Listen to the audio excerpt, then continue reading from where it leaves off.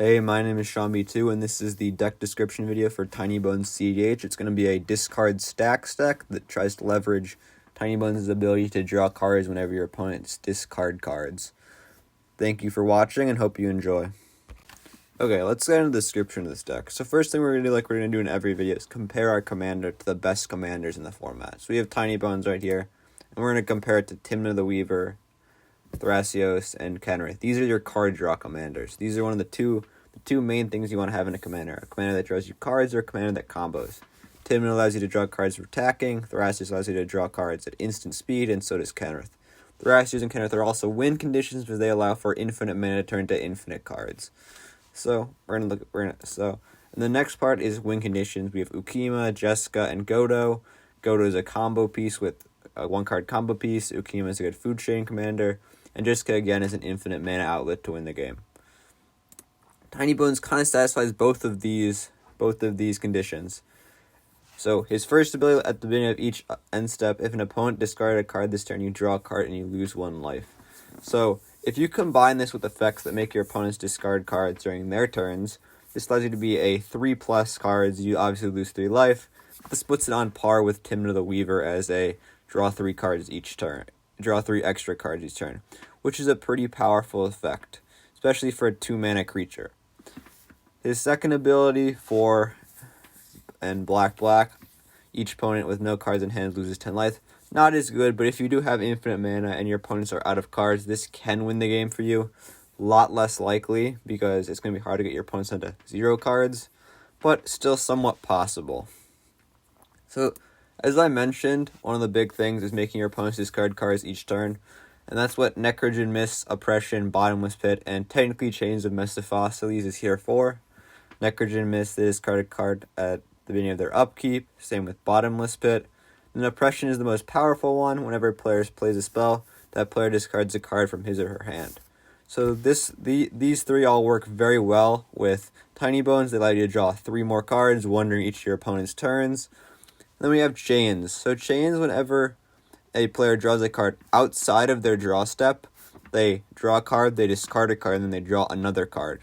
So if your opponents are drawing more cards than they would normally, like if they're drawing off their commanders, such as Timna or Thrasios, they're casting 1-mana cantrips, any way they're drawing cards, you're going to end up drawing cards yourself.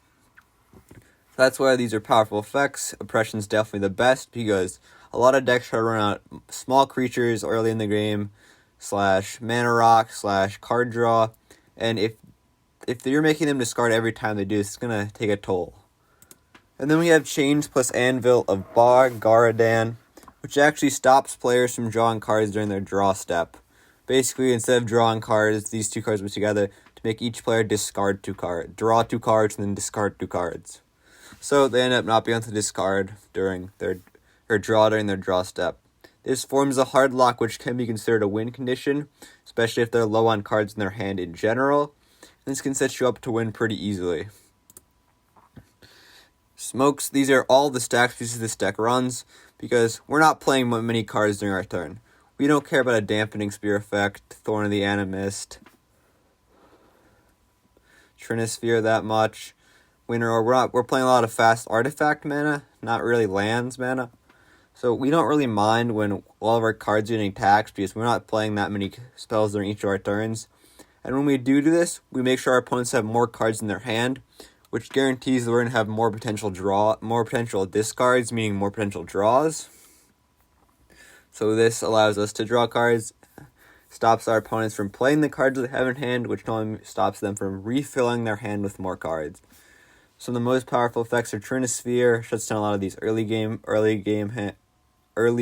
decks. Chalice of the Void, put it on 1 or 2, stops counter spells, stops mana dorks, stops combos with like Dockside Extortionist if it's on 2. Infernal Darkness, we're able to get this out earlier. Basically a Blood Moon. We do have to pay some mana and life during our upkeep to do this, but that's alright. Then we have Leyline of the Void.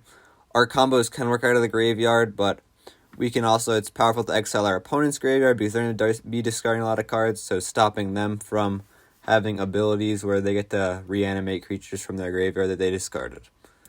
The next is our targeted stacks.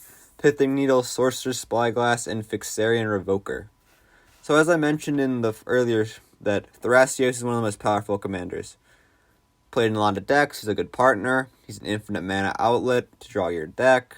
Allows you to play the stack, cast a lot of removal spells, cast counter spells. So Pithing Needle, Sorcerer's Spyglass, Fixarian Revoker are all cards that shut effects down like this. You can target a specific creature, most likely their commander. Its abilities can't be activated. And that's pretty powerful. It can shut down a lot of the fast decks that try to use their commander. So this is a pretty powerful effect. And then we have our combo. So this is one of the best mono black combos because it's pretty simple to pull off. All you need to either is cast them or reanimate them in a lot of our situations, which is why we have a lot of reanimation effects. So it's a 2-card infinite combo, which is pretty powerful. We can discard these cards, let them go to the graveyard, and then reanimate them later. So it allows us to play it with our already combo that's in the deck of drawing and discarding cards.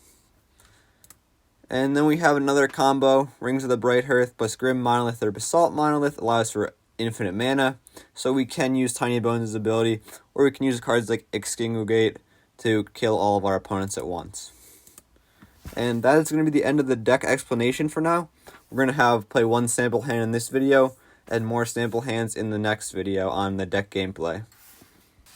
Okay, let's get into the gameplay. We're going to restart this, and we're going to draw a sample hand. So we have Necrogen Mist, one of our more powerful spells. We have Mox Opal, not the best of our fast mana because we don't have many other artifacts. We have Strip Mine, Praetor's Grass, Swamp, Tanglewire, and Trinisphere. Probably going to be a mulligan. Let's see what other... Yeah, so it's going to be a mulligan. Look, good thing we decided to mulligan this. Let's restart here. And it's always smart to mulligan when you don't have much fast mana. Here we actually have a lot of fast mana. So this is definitely going to be a keep. Probably going to be something like draw for turn, tap. Lodestone Golem's pretty good here. We're going to go with this. Yeah, this is a really nice hand. This is a very lucky draw. Tap that to cast our commander. Then we can play this. And now we can play turn 1 Lodestone Golem, which basically shuts down most of our opponent's early game by making all their non-artifact spells cost 1 more. It shuts down their mana dorks, their draw spells. So yeah, that's actually a really good draw. Let's go to next turn. We have Dark Confidant. Pretty powerful in this deck. Obviously, it's going to cost 3 mana. We will lose 1 life to this. So we can play our Emergence Zone. Tap, tap, tap. We don't have much discard synergy right now, but we do just have some powerful Stax effects, and now we're going to be able to leverage 1 more card each turn, which is pretty powerful still. So, at the beginning of our upkeep, we'll reveal this. Beginning of our upkeep, we'll reveal Lotus Petal, take 0 damage. Okay, and then we'll draw, and a Null Rod. This is another powerful... It's another powerful artifact that shuts down even more of our now opponent's mana. So again, we're going to play a Null Rod probably. This is going to be tapped. Or we'll actually use this because it's going to tap and tap. And so now we've shut down even more of our opponent's stuff. So this is a pretty powerful Stax hand. I'll probably play out 1 more turn with it. So we'll reveal a Spear of Resistance off the top. We sadly haven't drawn much discard potential though. So next turn, yeah, we have a Basalt Monolith now. Probably going to stop playing this hand out. We've mostly shut down our opponents. We're going to be evaluating at least 1 more card than them each turn at the moment with Dark Confidant. So a pretty good start. We'll try 1 more hand here. See, we have a Dark Ritual, Mox Opal, Entomb, Strip Mine, Toxic Deluge, and Bridge and Ensnaring Bridge. I don't know about this hand really. We don't have black mana, so we can't actually have too fast of a start, so we're probably going to mulligan. And this is definitely a better hand, one hand I'd like to show off, because we have Necrogen Mist, or Bottomless Pit, which is a pretty powerful early game card. We are probably just going to draw a card for turn. Probably just going to play a Crystal Vein tapped, or untapped.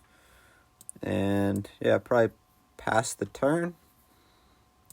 Next turn we'll draw a Pithing Needle. A little bit slow on the fast mana. But we'll probably play this, tap, tap, tap, and go Bottomless Pit. So at the moment right now, on each player's upkeep, that player discards a card at random. So this is actually even more powerful because now our opponent's not going to choose what card they discard. So we'll go to our turn, or draw a card, and we'll just go to, we have 6 cards in hand, so I'll roll a 6-sided dice. We'll discard card number 1 in Mischief. So now this is where we start leveraging the value. This I'm meant to sacrifice and get rid of. Probably just going to play a Mox Diamond, yeah, because we need the mana. We'll discard the Basoju. We'll probably play this. Tap. And depending on what you want to do, you could tap and sacrifice to play Torpor, but I'm going to play Pithy Needle, probably targeting one of my opponent's commanders here. Then we're going to draw 3 more cards. 1, 2, 3, because our opponents are each going to discard 1 card from during their upkeep, so we're going to draw 3 cards. Next, we're going to go to next turn. We're going to discard a card at random, so we'll just do the 6-sided dice again. We roll the 5, so we'll discard Tainted Pact. We'll draw for our next turn. And yeah, we're at the point where we have a pretty high value hand at the moment. We can probably at least stall the game out and end up winning with our combo. We can add Nauseam if we want to draw a bunch of cards at some point. We have Sense's Divining Top and Torpor Orb, which allows us to do both draw cards and stacks. So this is the end of the deck description video. So this is how this deck works, this is how this deck plays, this is why it's good. And thank you guys for watching, I really appreciate it.